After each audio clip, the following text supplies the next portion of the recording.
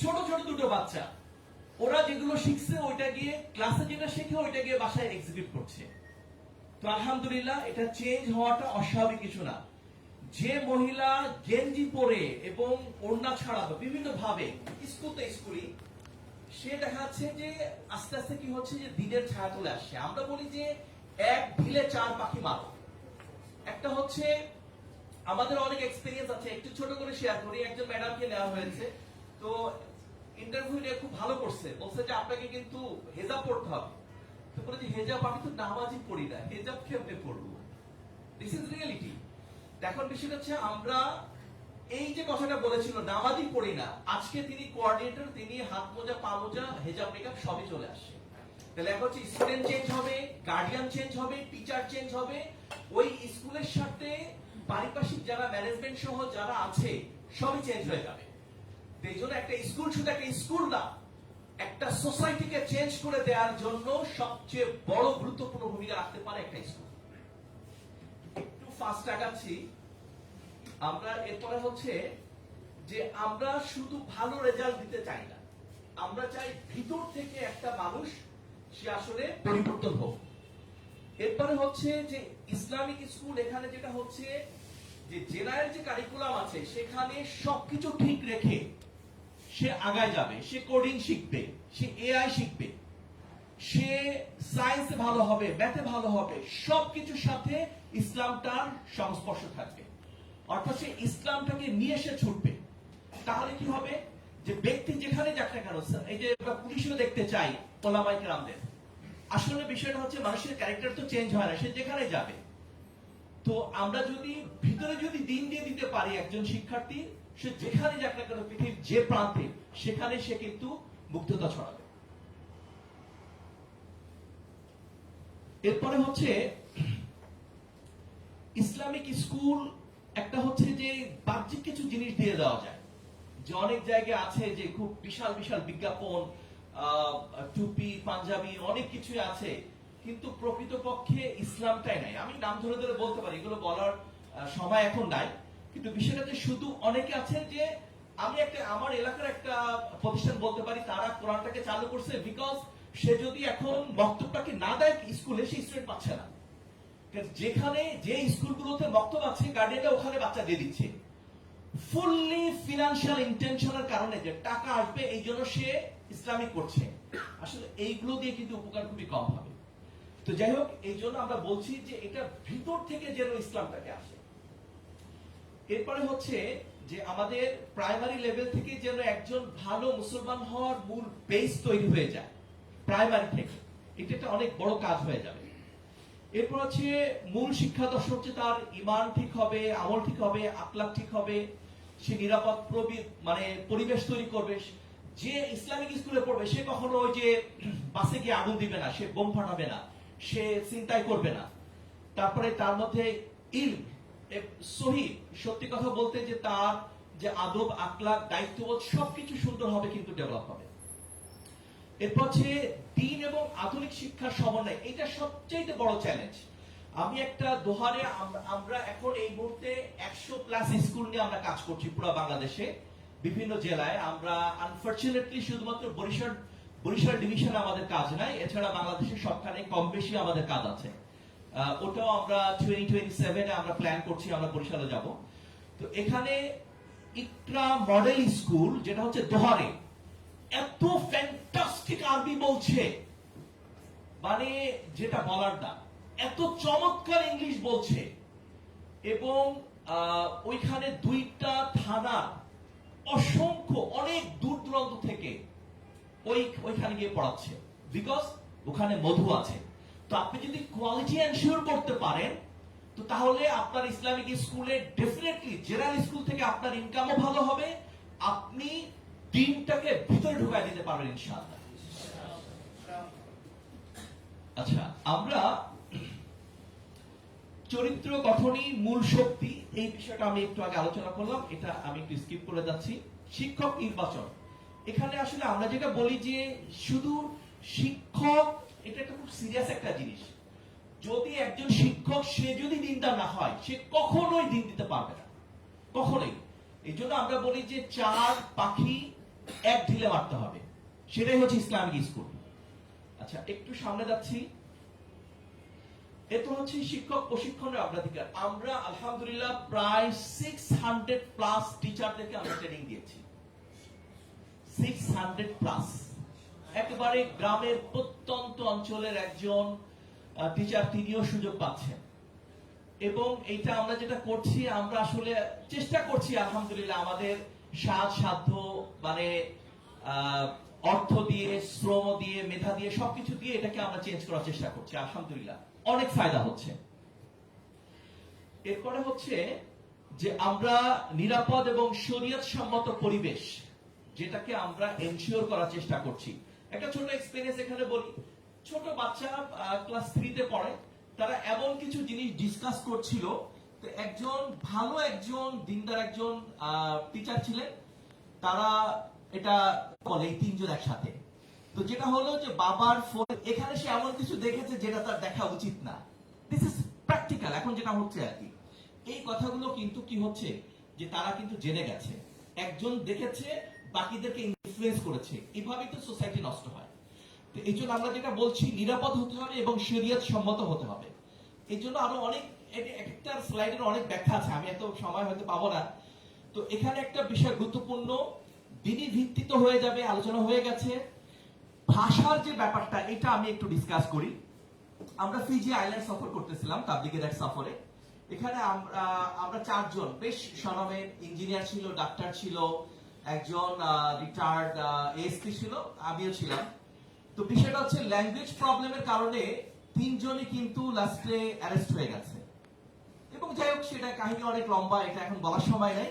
তো ল্যাঙ্গুয়েজটাকে আমাদের খুব ভালো করে শিখতে হবে, খুব ভালো করে শিখতে হবে। এটা কোনো ব্যাপার না, ইংরেজিতে কথা বলা এটা আসলে টাফ কিছু না, ভেরি সিম্পলি। এটা আমরা যদি একটু একটা কোর্স করে ফেলি, এখন ইউটিউব আছে, আমরা যদি চেঞ্জ হয়ে যেতে পারি, তো দেখবেন যে সোসাইটি আমাদের জায়গা দিবে। আমি কেন গরিব? আমার টাকা নেই সেজন্য আমি গরিব? নো, আমার মেধা নাই, আমার স্কিল নাই, আমার দক্ষতা নাই, আমার যোগ্যতা নেই, সেজন্য আমি গরিব। এই জন্য ওলামায়ে কেরাম যদি তারা স্কিলকে ডেভেলপ করে, সোসাইটি তাদেরকে জায়গা দিতে বাধ্য। করবো তো ইনশাআল্লাহ, আল্লাহ তৌফিক দান করেন। এরপরে হচ্ছে আমরা পরিবেশ বিজ্ঞান, হাতের কাজ, শারীরিক শিক্ষা। হাতের কাজ নিয়ে একটু কথা বলি। আমরা চেষ্টা করছি আমাদের খুব লিমিটেড কিছু উপার্জন দিয়ে, সেটা হচ্ছে যে কম্পিউটার ট্রেনিং, স্পোকেন ইংলিশ, সামনে আরো অনেক বড় বড় প্রোগ্রাম আছে, সেগুলোর দিকে আমরা যাচ্ছি। তবে একটা ব্যাপার একটু বলে রাখি, যারা দাওরা ফারেগ হয়ে যাচ্ছেন, 1 বছরের প্রোগ্রাম আমাদের চালু আছে।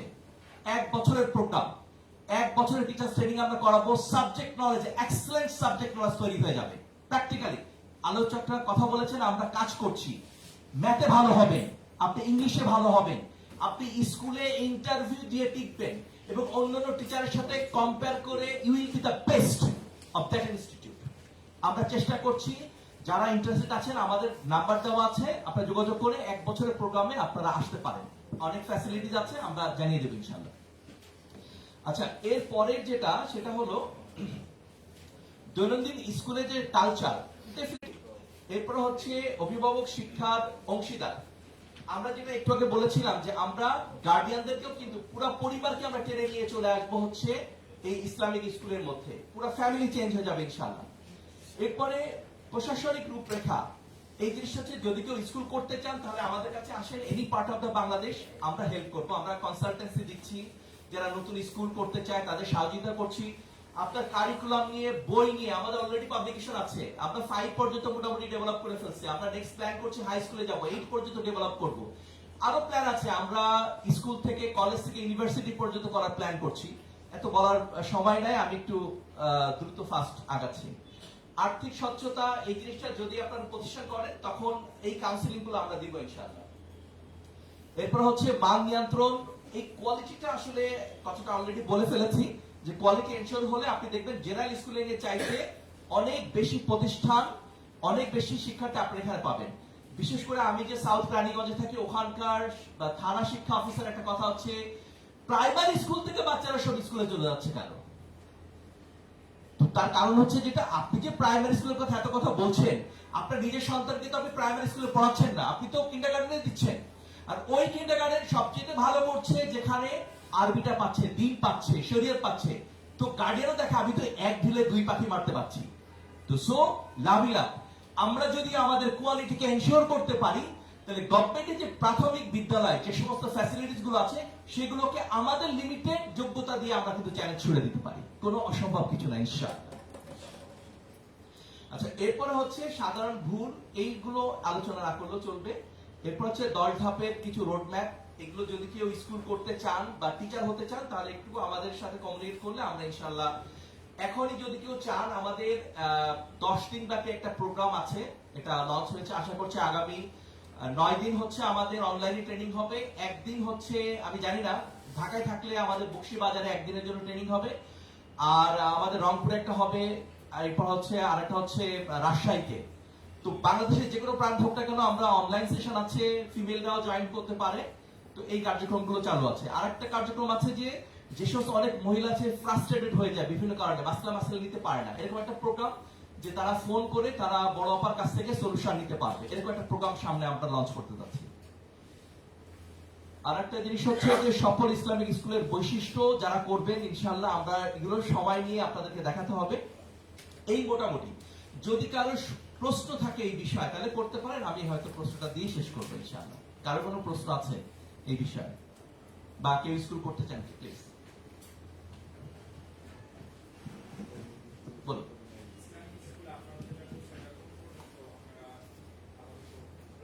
আচ্ছা, এখন আমরা যেটা আছে সেটা হচ্ছে আমাদের ও লেভেলস পর্যন্ত ইংলিশ মিডিয়াম, ইংলিশ ভার্সন এবং হচ্ছে বাংলা ভার্সনের জন্য আমাদের এসএসসি পর্যন্ত এখন আপাতত চালু আছে। দেন গ্রাজুয়ালি আমরা কলেজের দিকেও যাবো, ইউনিভার্সিটির দিকেও মুভ করবো, কারণ এডুকেশন, টোটাল এডুকেশন সিস্টেমটার উপর হাত লাগাতে হবে, নাহলে তো হবে না। কারণ আমি নিচের দিকে আমি তৈরি করলাম, ভার্সিটির দিকে সব এলেবেলে হয়ে গেল, তাহলে তো হবে না। আমরা আমাদের লিমিটেড রিসোর্স, ফান্ড সবকিছু দিয়ে আস্তে আস্তে আমরা আগাচ্ছি আলহামদুলিল্লাহ। তবে সুখের খবর হচ্ছে অনেক ইউনিভার্সিটির টিচার, কলেজের টিচার, অনেক পিএইচডি ডিগ্রিধারী অনেকেই আমাদের সাথে সম্পৃক্ত আছেন। এখানে যারা আছেন ওনারাও আলহামদুলিল্লাহ আমাদেরকে যথেষ্ট দোয়া, সাহায্য, পরামর্শ, আর্থিকভাবে নানাভাবে সহযোগিতা করছেন। তো এটা অব্যাহত সামনে আরো বাড়বে ইনশাআল্লাহ। জি, আর কারো কথা? সরকারি বাধা তো ছিল, আলহামদুলিল্লাহ আমরা রেজিস্ট্রেশন পেয়ে গেছি, এখন আমরা বলতে পারি লাইসেন্সধারী, তেমন কোনো প্রবলেম নাই। আসলে আমরা যদি একটু স্প্রেড হয়ে যায় প্রবলেম হবে না ইনশাআল্লাহ। জি প্লিজ।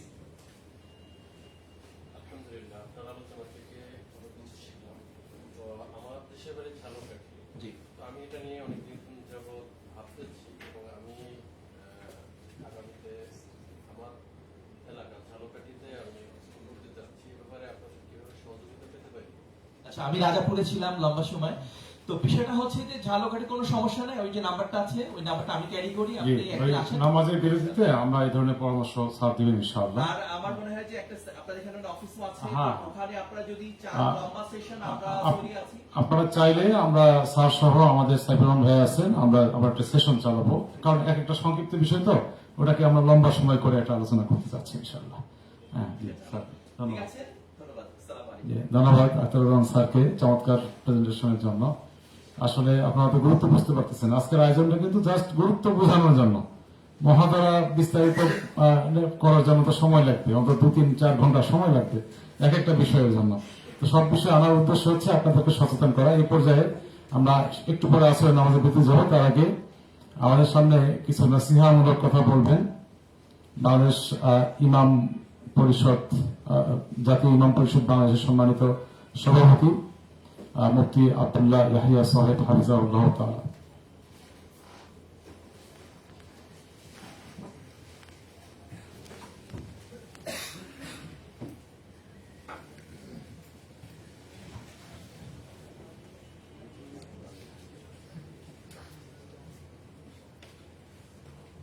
السلام عليكم ورحمة الله.